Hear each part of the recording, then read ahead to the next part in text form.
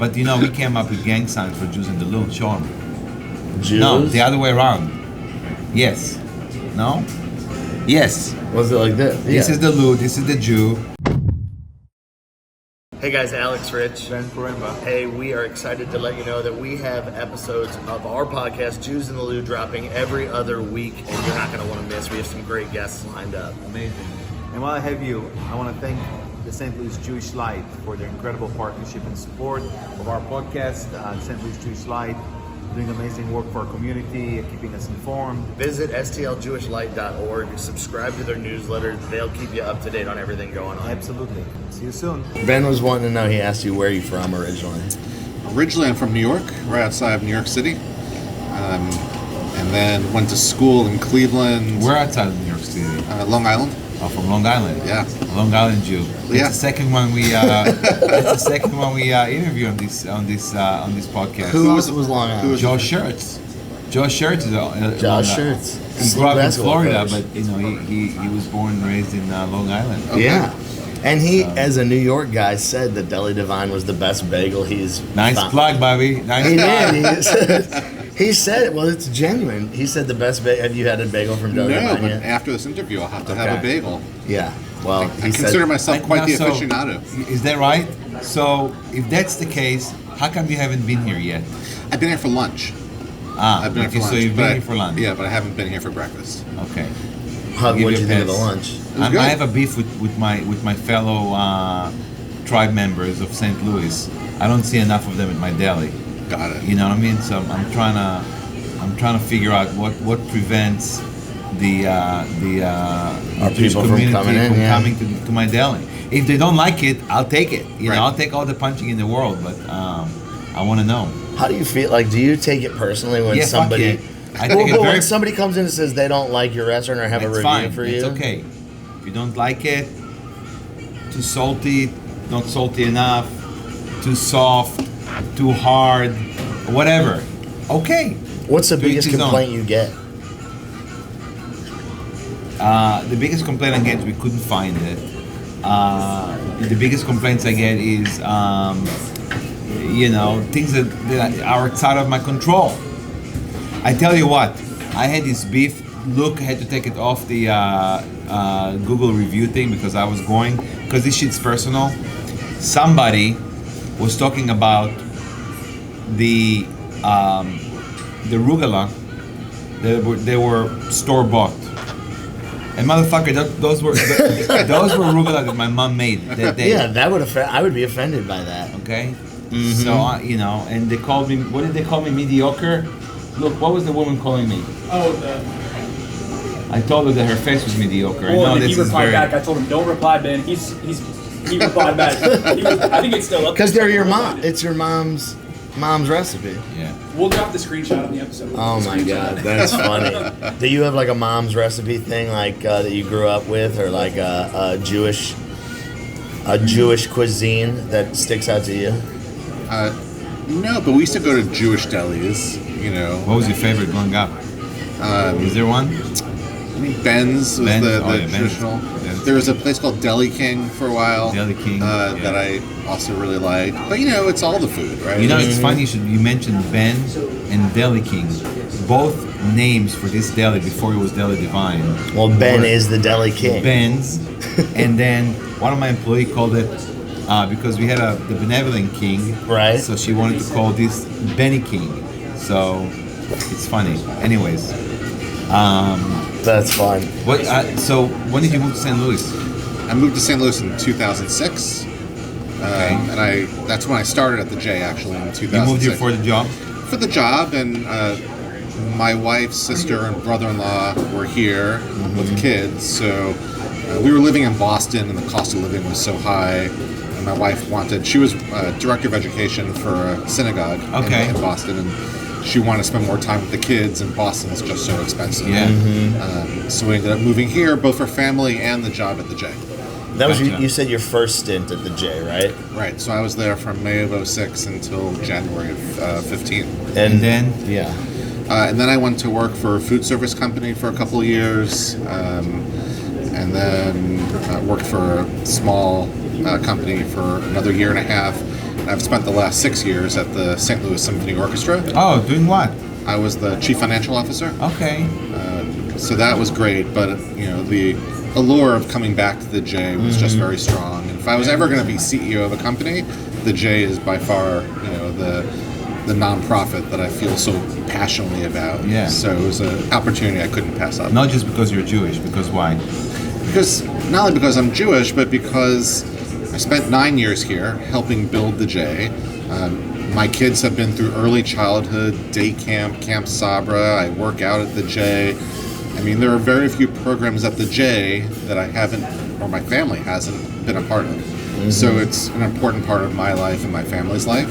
Yeah. So it was just a great opportunity for me to do something that I love. Right. And at a time where I feel like helping St. Louis have a thriving and vibrant Jewish community is really important. That's why we're here.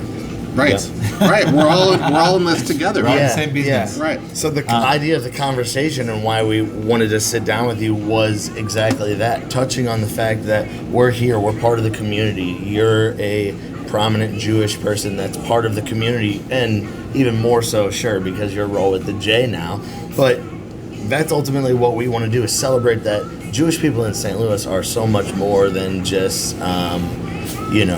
lawyers, doctors, coaches, CEOs, everything, restaurant owners. We're everywhere. And so it's cool to actually be able to sit down with the CEO of the J. Well, I think part of the idea is to break down a lot of prejudice, right? Mm-hmm. The idea is that, our identity is not monolithic. People tend to group us to certain geographical areas. They tend to think that, this is what we are, this is the jobs we have. Mm-hmm. What we're finding is that there is not just influential, but that there are obviously interesting Jewish people that still have a strong Jewish identity in every facet of St. Louis life. Mm-hmm. Culturally, obviously with the sports, academically, business, everywhere you touch. So kind of dispel and diffuse some prejudices. At the same time, also,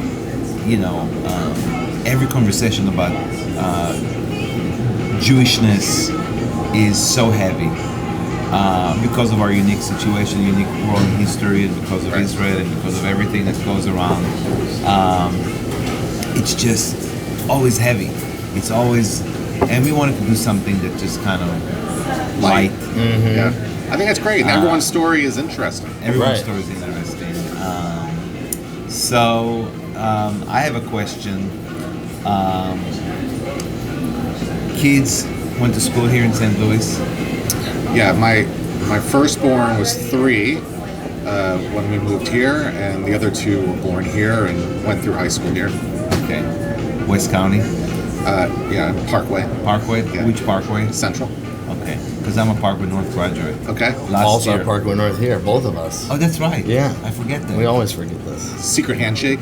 Oh, yeah, we can't do it here, though. No. But, we came up with gang signs for Jews in the Loon. Show them. Jews? No, the other way around. Yes. No? Yes. Was it like this? This is the Lou, this is the Jew. Jews, a J and an L. Jews in the Lou. It's pretty good, no? Okay. I came up with that. I take credit for it. Yeah, no, absolutely. I mean, I'm not going to sit here and try to steal that, Right. I'm sure when I see you in one of your restaurants, you'll flash that sign to me, and I'll know exactly what you're talking about. If somebody flashes you this, don't be alarmed. Don't be alarmed. Don't be alarmed. That's hysterical. What? Obviously, your role with the J, now the CEO. Like, what do you see your purpose as? Like, Jews in St. Louis. Like, what is your purpose? Not just to be the CEO, but like deeper than that. Well, as CEO, the J often refers to itself as the town square for the community. So in some ways, I want to make sure in my role that I ensure that we expand who's in the community and the vibrancy of that community.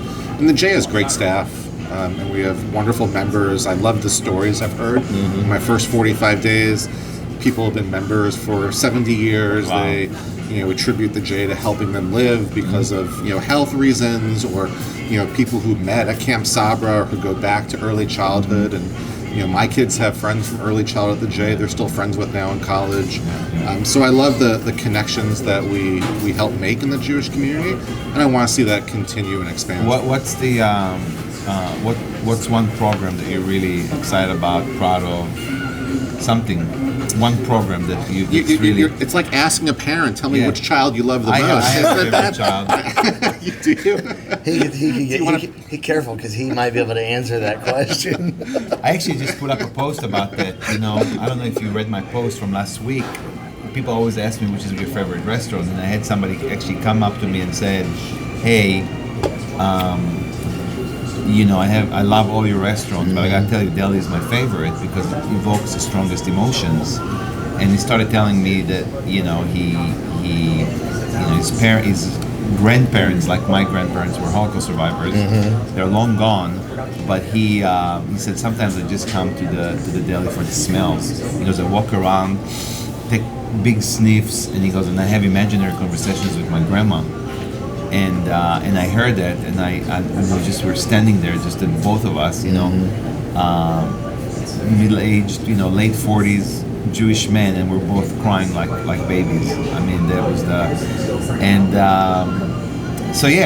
there's programs probably that touch you a little more than others. There are a lot of great programs, but if you're going to ask me which program right now, right now the Maryland Fox Building in Chesterfield is going through a renovation process. Oh yeah.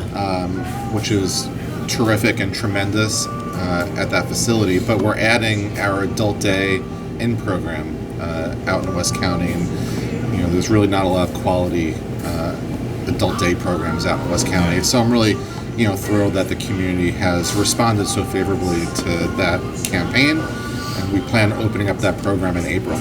You have to raise a lot of money. Is this how much time do you spend trying to raise money? Well, I mean, there's how much time I'm spending now. I'm only 45 days into the job, right? So right now, I'm probably not spending as much time fundraising as a year from now. Okay. Because I'm trying to learn the people and the programs and kind of make sure that we have kind of a vision for where we're going. Right. But I would assume in a year from now, a third of my time will be spent fundraising. Right now, it's less than that. Is it easy asking for money? It's easy to ask for money when you feel really strongly about what you're asking for. And as I said, because I feel so strongly for the J, I was an employee for 9 years. I've been on the board for the last 6, and I've been a donor the entire time. So it's easy to ask for money because it's important to me, and it expresses the values that I have. How do we get younger people? That's a good question. To open their, Well, there's a lot more competition than there used to be. Because I hear that there is really this is not just unique to Jewish organizations. It's the world of philanthropy is really, really changing because, people don't give as much as they used to. I don't know that they understand the value of giving.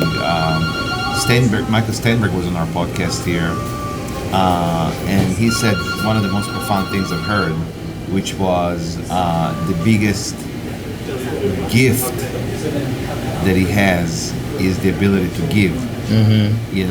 Which I thought the way it was framed, he's getting something by being able to give, which I've used it with my children since.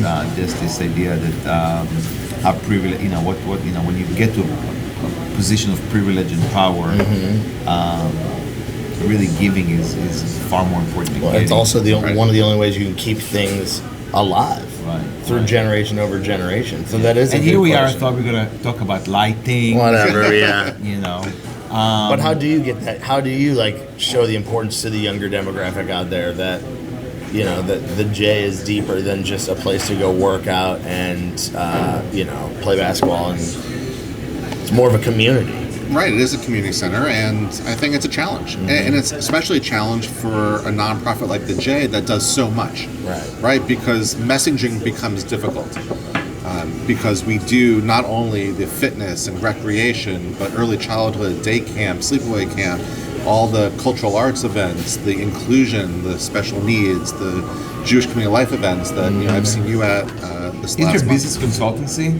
Is there somebody at the J that if there's young entrepreneurs come up, is there some kind of entrepreneurship programs or It's something we should start. Yeah, programs to get them involved. Like, I'm sure there's plenty of, like you said, young entrepreneurs that are looking to get involved in a way that's deeper than just, they're always looking for something new. Yeah, there's nothing like that. Although I did hear a story last week from someone who said they got a job in the steam room of the JCC, by talking to someone in the steam room and ended up with a job offer. So, oh my God, that's not exactly what you're talking about, but no. some of those stories do exist. Wouldn't that be something? You know, offered a job, you're half naked. Do you know what the Yiddish word for getting a steam is? I'd love to hear it. Do you know? Schwitz? Schwitz. A schwitz. Yeah. I say when I'm sweating, I'm schwitzing, That's right. What do you have a Yiddish word that you use often, Is or there more than another? Or? A favorite Yiddish word? Bubbla, Bubbla. Z-skin. My grandma used to call me that. What is that? Z-skin. A Z-skin. I have not heard that one. What's it mean? I don't know. It's like love, I guess. I don't really know. We've learned some interesting ones. I know there's some of the slang ones. Do you? Oh yeah, but Favorite slang one? You can say. I mean, you're the CEO of the J, but we're here to have you. Don't hold back. We hold nothing back here with Jews and Lulu. So there are different words. Listen, my grandma grew up, the early 1900s in New York City, and some of these words growing up, you didn't even know what they meant. So give us one. So if I called my grandma a schmuck, it's like, oh, my mom was like, do you know what that is? Right. So you had at one point called grandma a schmuck.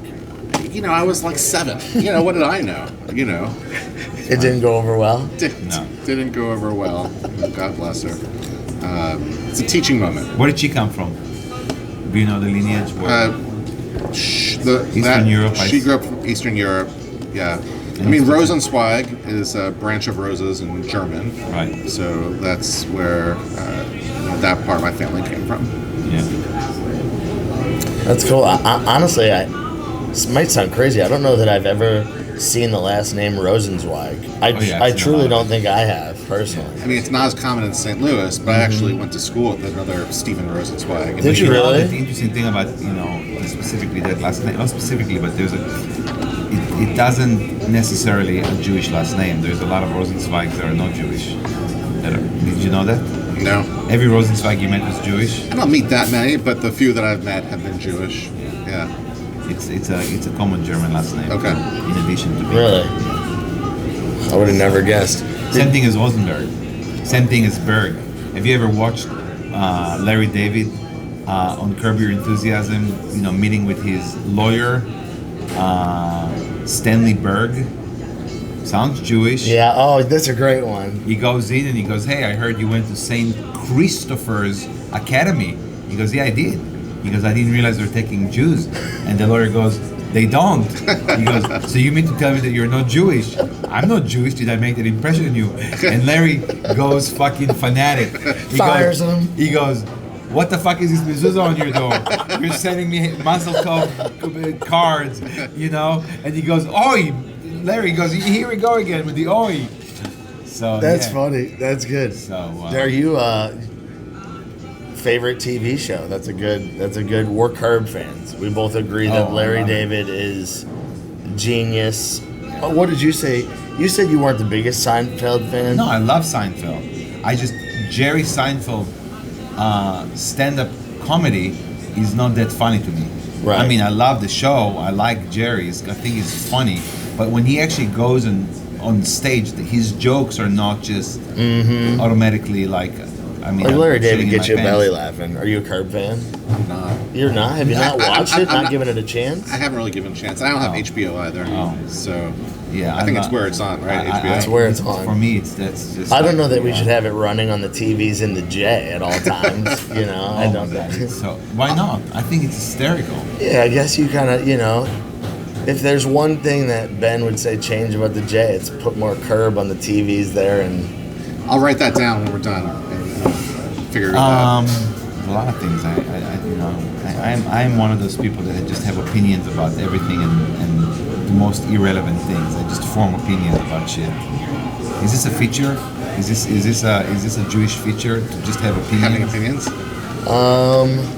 I mean to tell you, as a deli owner, whew, in the same day, you'll have somebody walk in and says, "Oh, your matzo ball's too hard." Serving the same matzo ball to a different customer, too soft. Serving the same matzo ball to another customer, too salty. Serving not salty enough, too oily. I mean, you'll get 16 conflicting opinions about a fucking matzo ball soup in the same day with the same matzo ball soup. And you didn't ask for the opinion. And now you don't ask for the opinion. How do you feel when somebody gives you their opinion without asking for it? I do it myself, so I actually don't feel that weird about it. I mean, if it's natural. Well, it's not different at the J, right? We get all sorts of opinions expressed by members and program users, and for the most part, I would say 90% of the feedback that I get are from What people. kind of opinions do they have about the J? Changing wall Oh, color? I can't imagine the opinion to change the wall. There's all sorts of. Hey, listen, it could be the steam room is too hot, or it's too cold, or Oh, yeah, that's- whatever. there you the- What's the craziest opinion anybody's ever given you? You don't give names. when we first built the Steinberg building, we have these little fish, on the floor of the pool for warm water walking. So we have people who walk in the aquatics area as part of their fitness regimen. And I had someone tell me that the fish are slippery. And, no one's gotten hurt because you're, walking in a pool. Sure, you fall, right? you're in the water already. Right, and I said, do you want me to put a sign up saying, slippery when wet? I wasn't exactly sure what they wanted me to Slippery do. when wet, you're in the pool. That's right. It would almost be a funny joke. Slippery when wet. He's got the humor. He's bringing the humor to the J. That's hysterical. That's when quite a... Well, that was back in the day when I wasn't the CEO, and, I can... Do you pass a request like that along? Like, what do you do with that? Like, it's... No, I thank people, but as I was saying, most people who have comments love the J, have been longtime members, want to see it thrive. I always say feedback is a gift if it's well-intentioned, right? So that's the perspective that I have, is people want to, talk with me. I have lots of meetings with members. If they're, what they're saying is constructive, I want to hear it. And we can't fix all the problems. And we can't make the J the right thing for every single person, because some people want a soft matzo ball or some people want a hard matzo ball. You can't solve all those problems, but I can certainly hear That ought to people be a out. poll that you put I out want to for know. a J I actually newsletter. have this is an irrelevant question to anything we're talking about. It just kind of in my brain. Love it. How many non-Jewish members does the J have? Can you track that? I Do don't you know. ask when people apply? Are you Jewish? I think we ask on our membership form, but a lot of people don't fill it out. Yeah. So I don't think we know exactly. But honestly, Ben, I haven't looked into that in my first 45 days Yeah. either. It's a good question. We do serve the community, and some programs are, heavily Jewish, and some are less Jewish. Yeah. And that's, the nature of our Yeah. kind of business. Yeah. But I know that when I go to the J and I'm working out, I see a lot of my Jewish friends, and we kibitz, and we hang out. Did you see how He threw a word in there. All these Kibbutz. Yiddish words are coming out now. That's what we're trying to do. We pull it out of you a little bit. my mom and dad go to the J?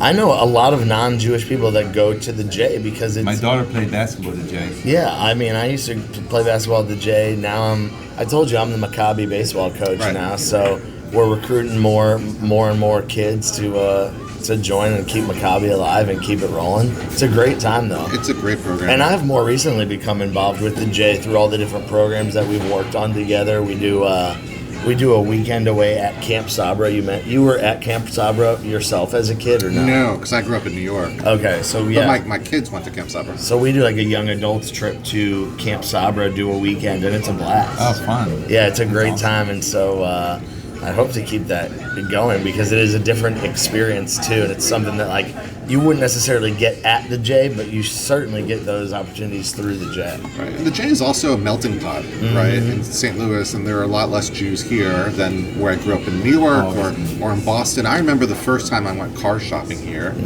and the car salesman said, what do you do? I said, I work at the Jewish Community Center, and he said to me, I know someone Jewish. And it really stuck with me because I was like, you would never hear that in New York or in Boston. No. I know someone Jewish. But here in St. Louis, there are Yeah, not that's as many interesting. Jews. Very interesting.